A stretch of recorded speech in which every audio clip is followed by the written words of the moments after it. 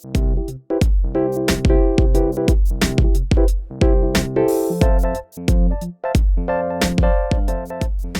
of 3D board game components? I know I am. I always love it when a 3D board game component really enhances the board game experience and gives you that really grandiose feeling and adds an extra layer to the game. In this video, I'll be rating different 3D board game components to see whether they're necessary, whether they're functional, or whether we could have done without that extra 3D element to the game. My name's Danny. I'm an avid modern Australian board gamer who loves sharing my passion for this hobby with you, my friends, and my family. Join me on this journey and let's get started.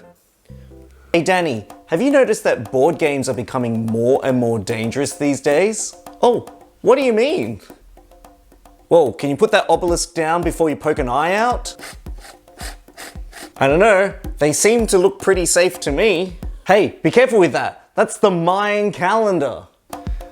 Dude, put the Everdell tree down. Trust me, it's not worth it.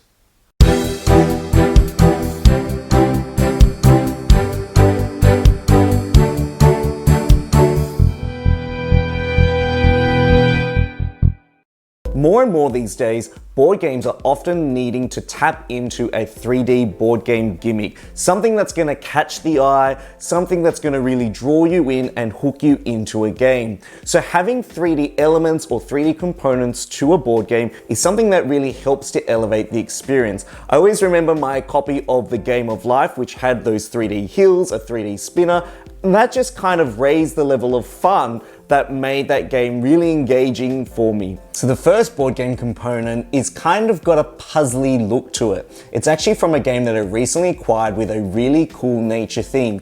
And what I really like about this 3D component is that it forms as part of an integral piece of the actual game itself.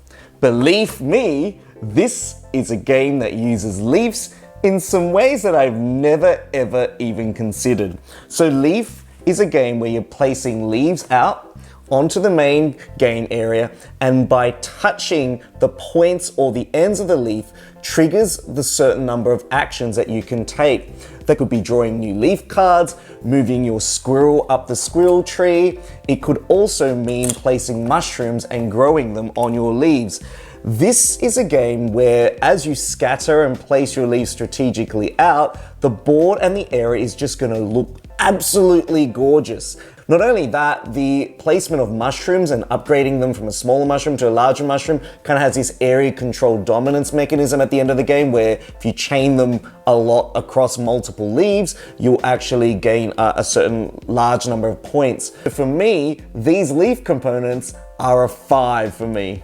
So the next 3D component I'm rating is, yes, you guessed it, everyone's favorite board game tree from Everdell. And boy, has this tree split the entire community of people who play it. Some people say that it literally obstructs the view of the game itself. Some people love the visual aesthetic, and without it, it doesn't kind of evoke that kind of sense that you're in a forest. But I have a story of my own. Not only can you not actually fit the fully constructed tree inside the Everdell box, but the actual cardboard version of the tree that I actually got with my version of the game tore probably on the second time I tried to put it together. And every time I tried to pull it apart, it kept breaking. So then I had to buy the wooden version of this tree, which is available. And I'm going to try and construct it for you now to see if I can actually put this thing together. Basically, a bit of arts and crafts. Every time you play, you kind of slot them in. Oh, the wooden version is so much better. The slots and the way things fit together is less damaging compared to when you have like the... Look how easy that was just to slide on. I personally love playing with this tree. There you go, you can see how pretty it looks. But I know that if you're playing a 4-player game and you're sitting around like a round table and you're looking at the table from like behind this tree, it can actually really obstruct your view. And I think when something really obstructs your view in a game, you tend to find that you miss certain pieces of information. The other thing I kind of, on the counter side of that, is that I guess sometimes when I play board games with 4 people, I'm sitting where the board is actually facing upside down to me. So what I've tended to do is just place the tree to the side so that I have a clear view of all the cards in the meadow. So I think I'm giving this Everdell tree a 2 out of 5. So the next game I want to talk about is a racing game where players are going to be betting on camels to seeing which camel is going to win the race to ultimately earn the money and victory points. The game I'm talking about is Camel Up. I know there's a new edition of this game which has a very similar 3D component, which I think they've kind of tweaked and fixed up, but I only have this first edition of the game, so this is the one I am reviewing. So in Camel Up, basically players are going to be placing dice into this pyramid, and because there's 5 different types of camel, each colored dice kind of determines how far that camel is going to move around the track. And as the camels move, they kind of stack up on top of each other, and whichever one is on top of a stack of camels is ahead of the ones beneath it, which kind of is quite innovative actually when you're considering those 3D components. But in terms of this pyramid is both really good but also really annoying. The rubber band and the cardboard construction that's involved in this I found to be quite frustrating because I kind of went through about 2 rubber bands when I've played this game over the years. This is probably my last one. I probably should upgrade to the new version of the game, but this basically acts as like a dice shaker box, a dice randomizer where you turn the pyramid upside down and you basically tip out a die, and that die number then tells you how far that particular colored camel is going to move. I'll probably give it a 3 out of 5. The next game also features a really big centerpiece. In fact, it comes in the game flat, and every time you play, you also need to actually construct this very big landscape feature. This is a very cool bag building game, and you get to build like a little rainforest, get to play different animals. It's often been compared to Cascadia, a little bit more of a heavier, thinkier Cascadia. But the 3D component I'm talking about is this waterfall. Look, kind of reminds me of one of those like fans that you can kind of unfold. But yeah, there's no way to put this waterfall into this game fully constructed. You have to pull it apart every time and then construct at the beginning of every game. And it basically features the 3 main tracks that you'll see in the game. If I can actually put this together, things that are made of cardboard like this are often prone to damage. And then you've got this kind of little frame where you actually have to like slot these things in and be somewhat cumbersome, but it's okay actually. In terms of functionality, because it features this 3D track, I think for the waterfall itself, I think it would have been probably a 2 for me, because I don't think it's a necessary addition to the game, because these tracks could have been embedded into a sideboard that was probably a lot more simpler. But I think these boats, in fact, I would probably rate a 3 out of 5, just because they serve a functional purpose in being a place for you to place your used tokens and then putting them back in your bag by just literally tipping them all the way back in so quickly. The next board game with a 3D component is the ones that have these kind of cool little slots, which kind of act as like a little bookshelf. You draft tiles from this center area, slot them in to try and create different patterns of objects and try and make the best shelfie possible. Now, I remember going to a conference where I heard Phil Walker Harding, who is the designer of this game, and Matthew Dunstan talk about how they actually put this game together. The idea that when they were creating this game, everything was flat on the table, and they wanted something that kind of was a little bit more interactive and visually appealing. So these actual vertical bookshelves were actually once horizontal, where players had to draft tiles and then slide them down on their board. By making them vertical, they kind of evoke that sense that when you were a kid and you played Connect 4, there's a nice little tactile element to dropping these tiles. I think the shelves are a really nice addition to the game, and I think without the shelves, the game probably wouldn't be as enticing as it is. I definitely think that this is quite gimmicky, but I think it definitely works for the sort of game and the theme that it encompasses. So I'm giving it a 4 out of 5. The next game I want to talk about has one player taking the high road and the other player taking the low road. It is a game set in South America called Pachacuna, where players are going to be using llamas to transport different types of fabrics to different villages to try and fulfill the win condition. What's interesting about this game is that this game comes with 3D hex tiles, and the hex tiles, if you see really carefully, are actually really thick. There's a mountainous region on the top and a valley region, and when you connect these hex tiles together, they create pathways, kind of like a map, that allows players to move their llamas along. And so what players are going to be doing is they're going to be trying to rotate these hex tiles to create chains of mountains that allows one player to traverse the mountains and the other player to traverse the valleys in an unimpeded fashion. And the better you can kind of rotate the tiles to try and match up these pathways, and the freer that they are, the more you're going to be able to access those villages and the different colored dyes a lot more quickly. I love actually the puzzly nature of it. I think it's definitely a very innovative mechanism that I've not seen in any other games before. So for me, I would probably rate the functionality and the aestheticness of these tiles to be a 4 out of 5.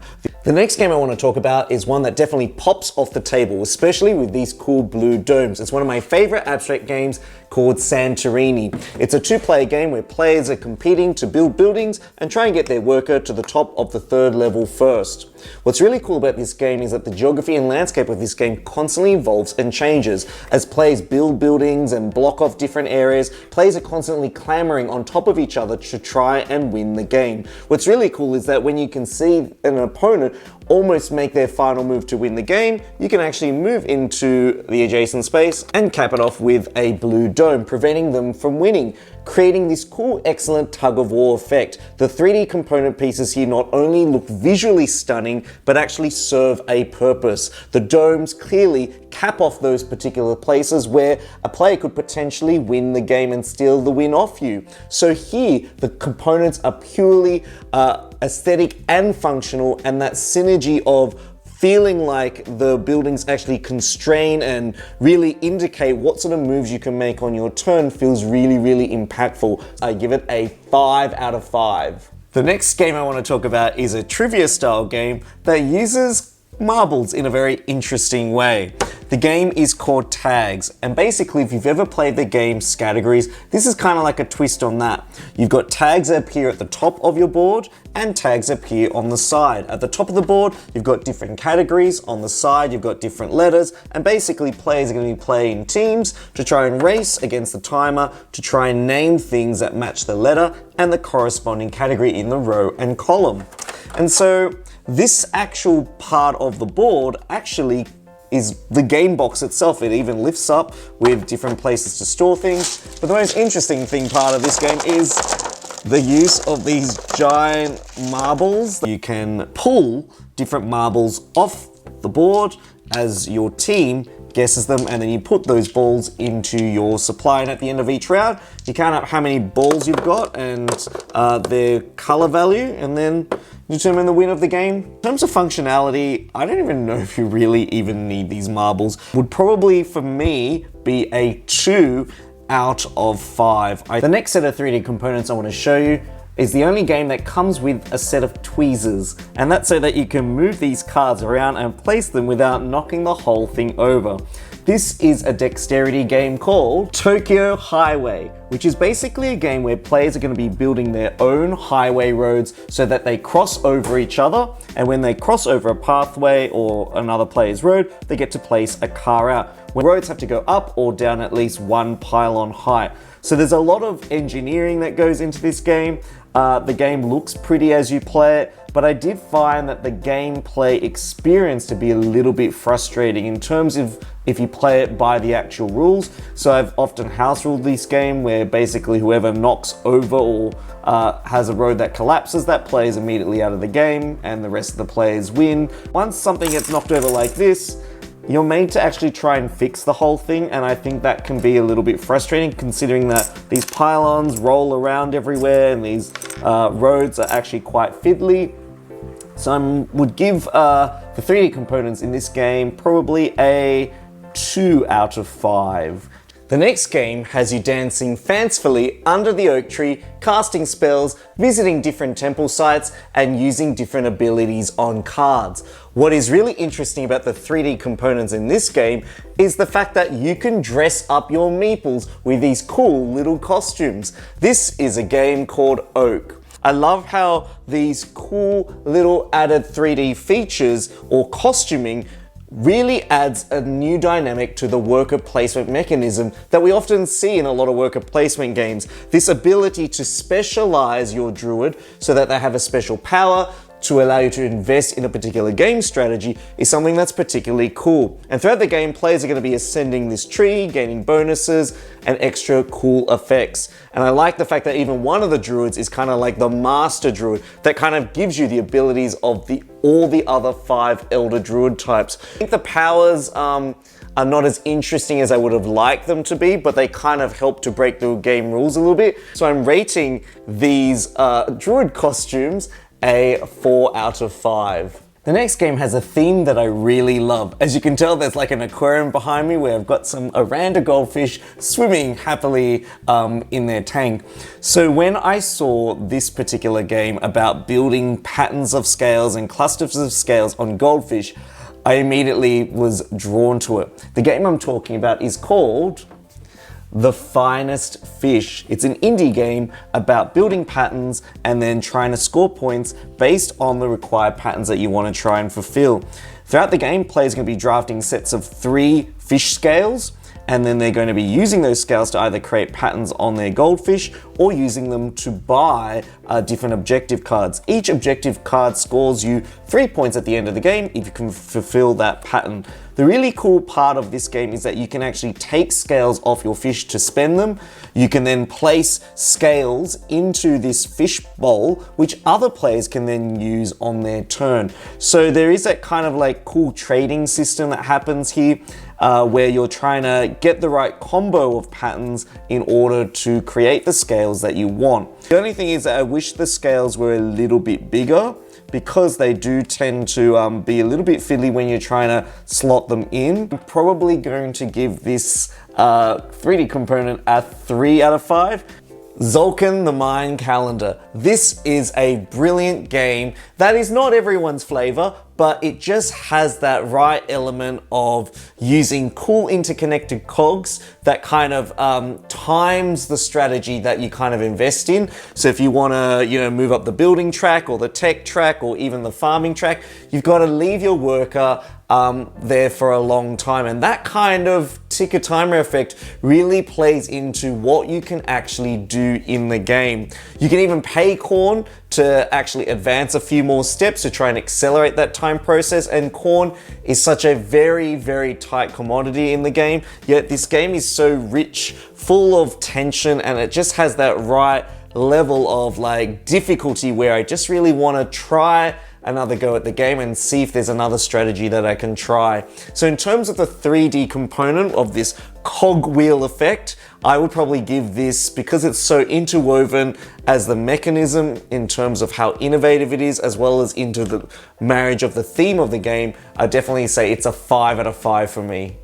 The next 3D component I want to talk about is this marble dispenser. Each of the marble in this dispenser acts as a particular ingredient that you'll use to create potions, which are on these little flask cards that you can see. Basically, when you fulfill the ingredients of a flask, you flip it over and you get its endgame points, as well as the special ability that the particular potion has. And you'll be using those potions to try and break some of the rules in the game, help you to get more combos more easily, and also help to improve your victory point scoring engine. What this game is called is Potion Explosion, as you can see. So what you're going to do is on your turn, you'll draw out an ingredient, and when you draw out an ingredient and 2 other colored marbles of the same color hit each other, that causes an explosion, and that allows you to acquire that combo of marbles. You're then able to place those marbles onto any available spots on your potion flask, or you could even keep them on your lab workbench.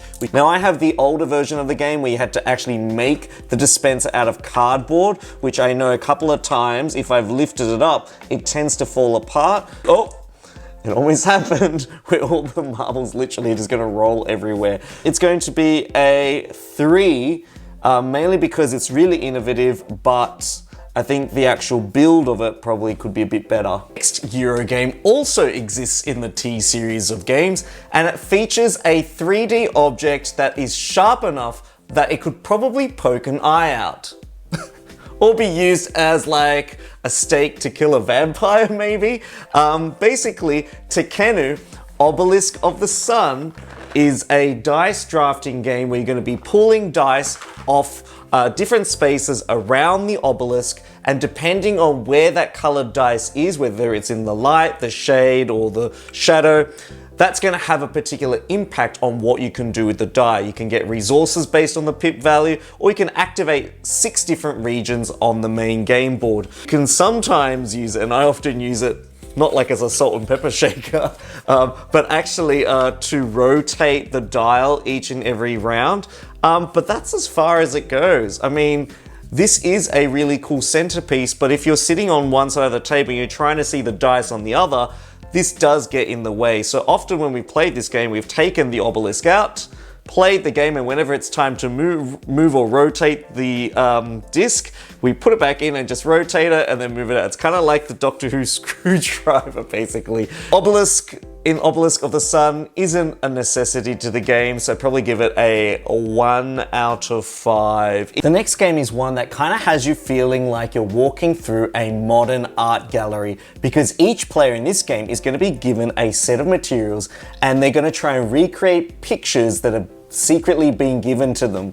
Players are going to be using different shaped blocks, sticks and stones, some shoelaces, some resin tiles, even pixelated cubes. The idea that you're trying to create this lily pad, this flower and lily pad arrangement using sticks and stones means you've got to think symbolically about how you're going to get your materials to convey the feeling or the idea of the photograph to the other players. And this presents for such an immersive experience. When everyone's kind of finished making their little sculpture, players are going to walk around and look at each other and interpret and try and understand how they put their little sculpture together. So for 3D component creativity, innovation, and usage, I would definitely say it's a 5 out of 5 for me.